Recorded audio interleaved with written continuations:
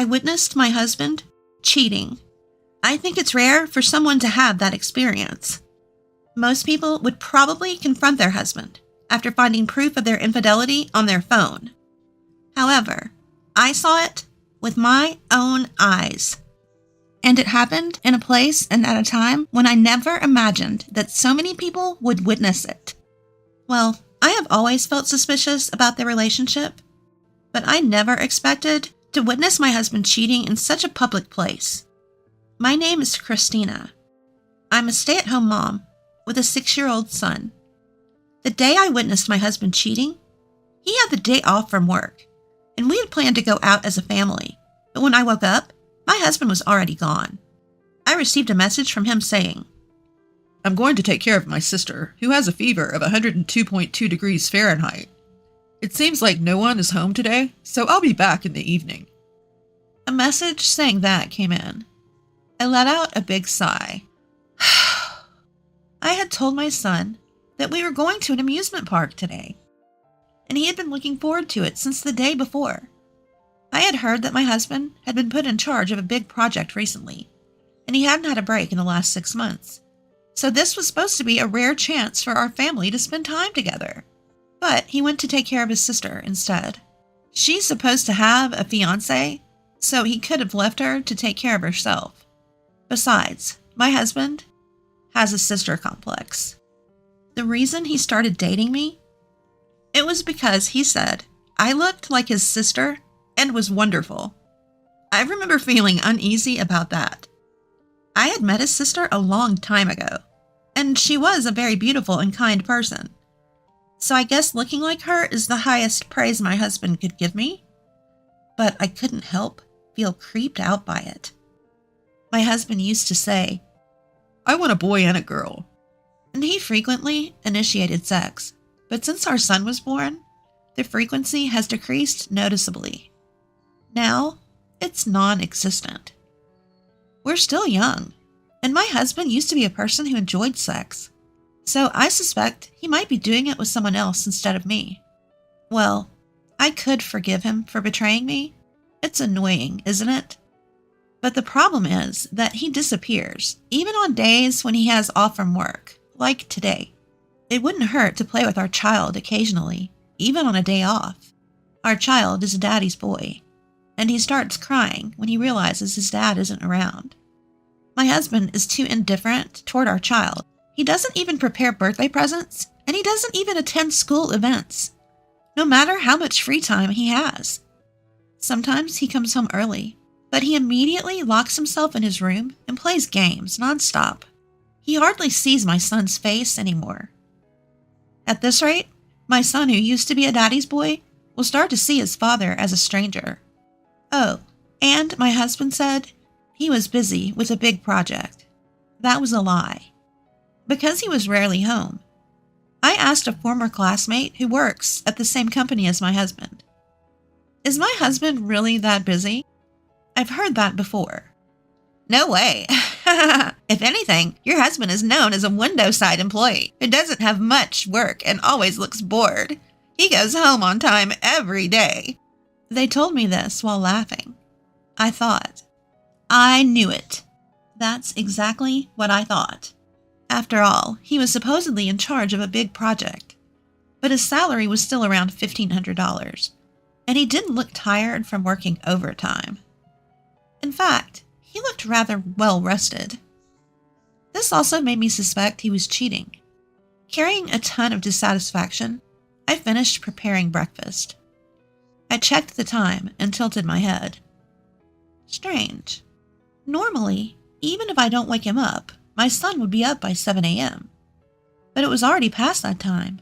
If we didn't hurry, he'd miss the nursery school bus, so I rushed to wake him up. In his room, he was still asleep. So I tried to wake him up by saying, "It's morning, wake up!"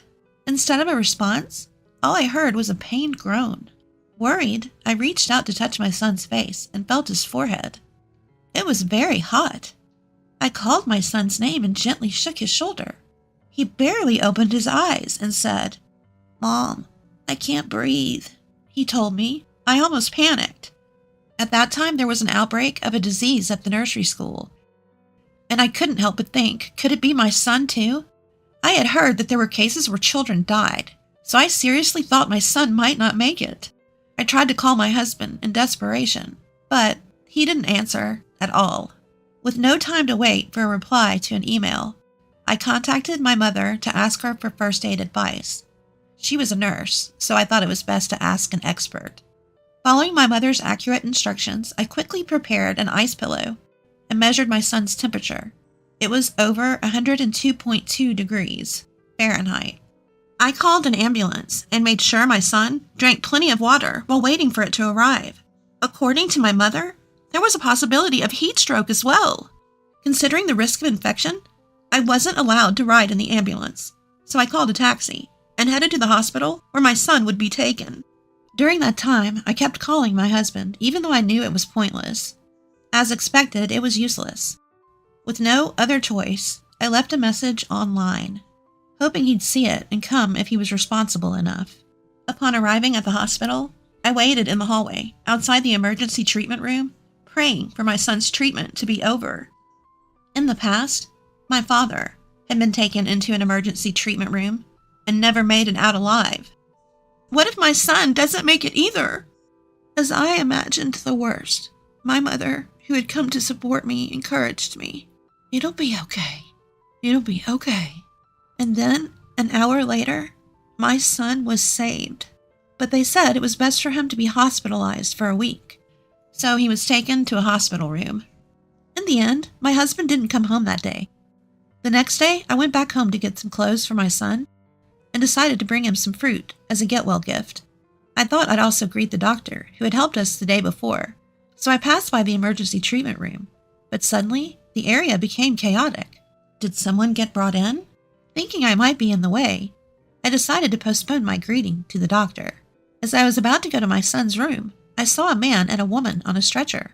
They were barely covered with a thin blanket and looked almost naked. It seems they're still joined together. It seemed they were stuck together during intercourse. I had never experienced it, but it must be tough. But being transported like this must be so embarrassing. And I was thinking this and trying to pass by.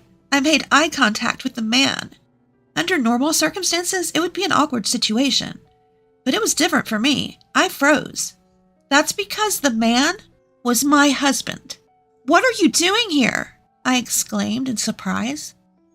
Well, I caught my sister's cold and, My husband was at a loss for words. At that moment, I was also confused. What were the odds that my husband would be here after my son was just brought in yesterday? Why was he naked and being transported? And who was the woman he was with? Various thoughts were swirling in my head. During my confusion, I made eye contact with the woman my husband was with. Even in my disarray, I knew. This woman was my husband's affair partner. As I glared at her, I realized that her face looked very familiar. Why on earth is Christina here? It was that voice that reminded me. That's right. The woman was my husband's sister, Brenna. The events of that moment felt incredibly slow. I had been suspicious that my husband was lying about taking care of his sister and meeting another woman. But I hadn't expected this. Even if he came to visit our son, he shouldn't have arrived stuck together with a woman. And that woman was his own sister? This is just too much. Since they were being carried away on a stretcher, I had to suppress my urge to confront them and wait for their treatment. They wouldn't be able to escape anyway, so I decided to confront them later. With those thoughts, I went to visit my son, my original purpose, with a sick feeling deep inside my chest. I spent some time in my son's room, trying to sort out my feelings. When I checked my phone, there were tons of messages from my husband online. As expected, they were all trying to cover up the situation. He didn't even mention our son being in the hospital. I decided to keep ignoring him and then waited another hour. The doctor who had taken care of my son yesterday appeared. The doctor smiled at me and said, "Your son is very healthy. He seems to be recovering faster than we thought." His fever had gone down and his condition had completely stabilized. Initially, we were worried about an infection. but it turned out he had heat stroke along with a cold. Did you make him drink a lot of water? That was the right thing to do. Your son must be happy to have such a smart mother. The doctor even praised me like that. It was more thanks to my mother. I should give her some fancy meat as a present next time. I deeply bowed to the kind doctor and expressed my gratitude. But it wasn't hard to imagine that I'd soon face a huge ordeal. Just as I was relieved about my son's condition, my anger was bubbling up inside of me. Mama's face is scary. I scared my son. I quickly put on a smile and told my son, I'll be back soon. As I left the hospital, I called my husband, who had left over 100 missed calls. The moment he answered the phone, he started making excuses. It wasn't what it looked like. There was a reason. And so he started making excuses. He got his priorities wrong. Shouldn't he be worried about our son first? Well, there was no way a man who was so engrossed in an act with his own sister, without caring about our son, would worry about him. With a husband like this, I worried about our son's future. I couldn't see my husband's personality improving, so I decided to divorce him. Life might be tougher, but I can do it for my son's sake. So, you were busy with that even when our son was suffering, huh? I bet you were doing it whenever you had free time, right? And with your own sister? That's just disgusting, I said to him. He was speechless. I continued. Oh, and by the way, I've already reported this to your parents. I won't tell your company, though. It would be a problem if you couldn't pay alimony and child support. So, goodbye. With that, I said my final words to my husband. 3 days later, my son's health had fully recovered earlier than expected. So I completed the discharge procedure and returned home with my beloved son after a long time. Of course, my husband wasn't there. After that incident, my husband came to apologize in person, but I handed him the divorce papers I had already signed. He begged for forgiveness, saying, This was the first time. Forgive me for just one mistake. You're all I have. But in a cold voice, I told my husband, You're still lying at this point? I already know everything. Your sister confessed it all. Yes, I anticipated that my husband wouldn't agree to a divorce easily. So to silence him, I first approached his sister, who was involved in the affair. Dear sister-in-law, I heard you're going to have a wedding ceremony with your boyfriend soon. Congratulations. Ah, thank you. I wanted to send a congratulatory message, but I came up with a great story. Want to know what it is? You're not planning to tell everyone about this, are you? Yes. I want everyone to know what kind of person you are. This will make it clear in one go. I smirked. Please don't do that. It would ruin my life. Pretending to consider, I continued with a smile. Well, I guess I have no choice. How about this? I'll keep quiet about this if you'll tell me in details how many times you did it with my husband. Then I'll keep quiet. Of course, your brother will still feel betrayed. What will you do? Without hesitation, my sister-in-law confessed everything. Please don't tell him. I'll tell you everything. And she easily confessed everything. When I told my husband about it, he fainted from the shock of being betrayed by the sister he loved more than anyone else. After waking up, he signed the divorce papers and left the house with a heavy heart. From there, I went through a lawyer to demand a divorce, custody of our son, alimony, and child support from my husband. He initially haggled over the amount, but when I whispered in his ear, Do you want me to spill the beans to your company? He replied, All right, I'll pay the amount you requested. He left the lawyer's office. After that, for some reason, his company found out about the incident, and he was called in and severely reprimanded. A month later, my husband got fired from his job and now works at a food factory, putting strawberries on cakes to pay for alimony and child support.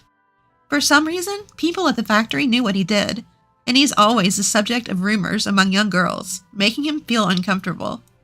As for my husband's sister, despite me not revealing the truth, the whole incident came to light, and her engagement was called off. Apparently, her boyfriend, who suspected her of cheating just like me, had hired a private investigator to check on her. She was demanded a large amount of money as compensation for this broken engagement, and now she works at a nightclub. The other day, Her ex-boyfriend gave me a photo of them in the act, saying, "Use it if you need to." I wondered what kind of nerve he had to give such a thing to a woman like me. But I decided to keep it in my drawer. In case my husband contacts me or tries something, I'll gratefully use it. I moved back to my parents' house for a fresh start, and I'm raising my son with their help. My parents, who lived far away, were sad that they couldn't see their grandson often, so they offered to help as much as possible. I don't want to rely on them too much, so I'll only lean on them when I need to. By the way, my son has been in perfect health since that high fever, as if it never happened, and has been awarded for the perfect attendance for 3 years now. He seems to have completely forgotten about his biological father and enjoys every day. That makes me happier than anything else. Oh, I almost forgot. Our family has grown.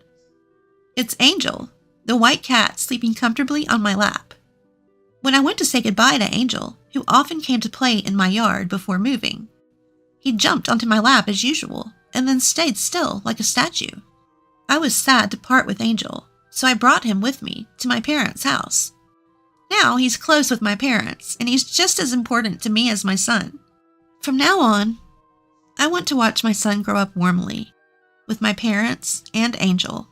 That's what I think about as I sit here in the rocking chair on the porch, stroking Angel